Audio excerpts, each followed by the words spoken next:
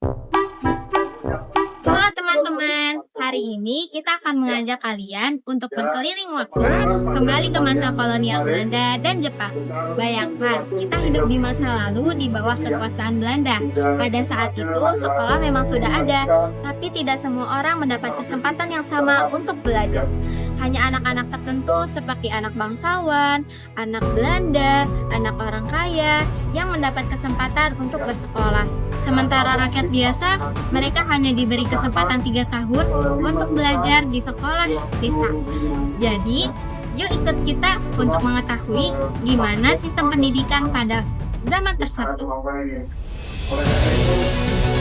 Hai, kalian tahu gak sih, pada masa kolonialisme Belanda, sistem pendidikan di Indonesia bersifat sangat diskriminatif. Pada masa itu, pendidikan dibedakan berdasarkan golongan sosial dan juga rasnya. Hanya anak-anak Belanda dan kaum priai yang berhak memperoleh pendidikan tinggi. Sedangkan rakyat biasa hampir tidak memiliki kesempatan untuk bersekolah.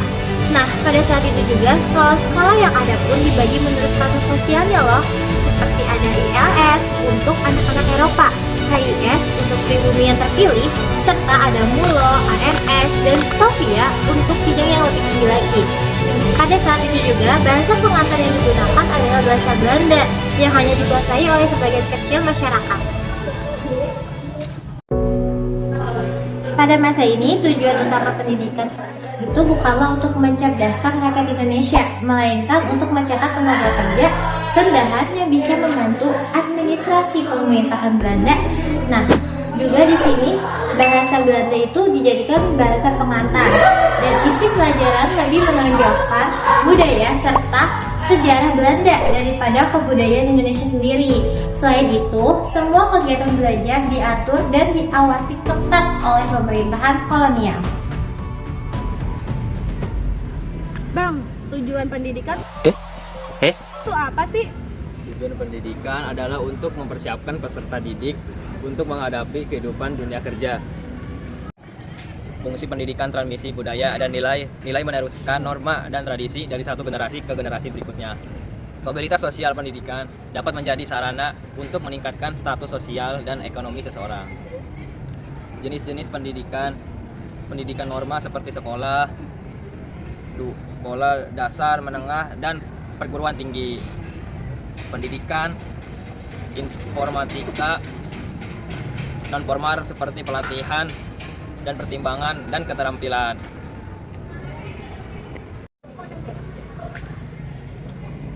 Pada masa penjajahan Belanda, pendidikan mulai dikenal di Indonesia. Belanda membangun sekolah-sekolah formal dengan sistem kurikulum yang lebih teratur.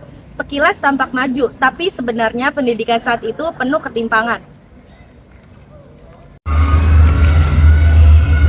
Kalian mau tahu nggak apa itu kelebihan dan kekurangan pendidikan pada masa Belanda? Wah, apaan tuh?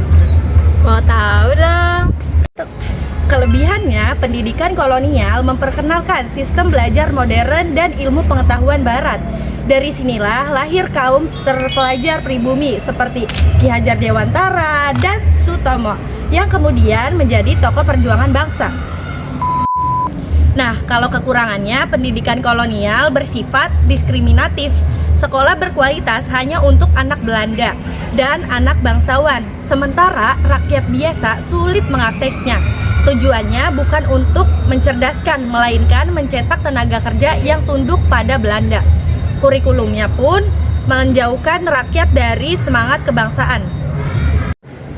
Jadi kesimpulannya, pendidikan masa kolonial membawa kemajuan dalam sistem belajar, tapi juga menjadi alat penjajahan.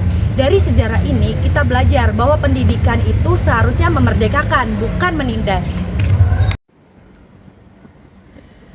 Kamu tahu nggak sih gimana sistem pendidikan Indonesia setelah Belanda pergi? Setelah Belanda pergi, tak lama kemudian datanglah kekuasaan baru, yaitu Jepang. Mereka datang dengan semboyan manis, Asia untuk orang Asia. Katanya mereka akan membebaskan Indonesia dari penjajahan Barat. Tapi, apa benar begitu?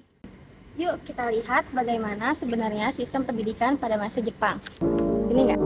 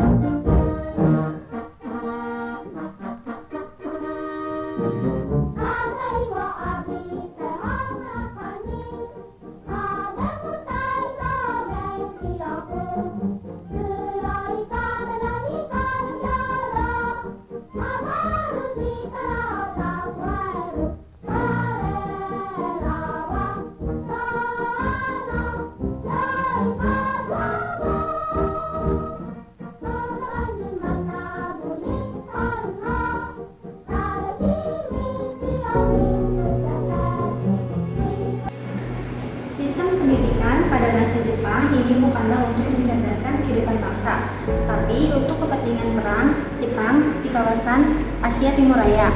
Sekolah-sekolah yang dulu dikelola oleh Belanda diubah total. Bahasa Belanda dilarang, diganti dengan bahasa Indonesia dan bahasa Jepang. Jepang ingin menghapus pengaruh Barat dan menanamkan semangat Asia Timur Raya. Nah, pada masa ini, selain belajar membaca dan berhitung, siswa juga diajari disiplin, kerja keras, dan ketaatan pada kaisar Jepang. Setiap pagi, mereka harus menunduk ke arah Tokyo sambil menyanyikan lagu kebangsaan Jepang. Nah, kalau kita lihat pasti ada kelebihan dan kekurangan sistem pendidikan pada masa Jepang kan? Jadi apa sih kelebihannya? Aku jelasin ya, kita lihat bareng-bareng. Jadi kelebihan itu yang pertama, rakyat pribumi lebih banyak yang bisa bersekolah. Yang kedua, bahasa Indonesia dijadikan bahasa pengantar dibandingkan bahasa Belanda. Yang ketiga, semangat nasionalisme dan disiplin dari dulu. Kalau gitu, kekurangannya ada apa? Nah, kekurangannya itu pendidikan diarahkan untuk mendukung perang, bukan untuk ilmu pengetahuan. Aktivitas sekolah ini, guru dan murid sangat terbatas dan pelajar sering harus ikut kerja paksa atau kegiatan perang. Oh, begitu.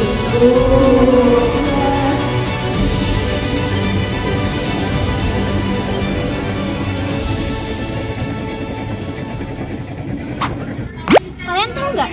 Zaman pendudukan di Jepang itu, sekolahnya beda banget loh.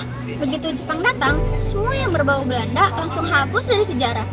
Bahasa Belanda dilarang, diganti pakai bahasa Indonesia dan bahasa Jepang. Sekolahnya juga disederhanakan. Nggak ada lagi jenjang ribet, cuma sekolah rakyat, sekolah menengah, dan sekolah kejuruan. Tapi, jangan kira belajarnya santai. Selain belajar bahasa tulis, mereka juga disuruh latihan fisik dan baris berbaris setiap hari. Bayangin, baru saja hafal perkalian, udah disuruh hormat ke kaisar Jepang. Belum cukup sampai situ, murid-murid juga harus berorganisasi. Kayak seingat dan ribut. Katanya sih, buat melatih disiplin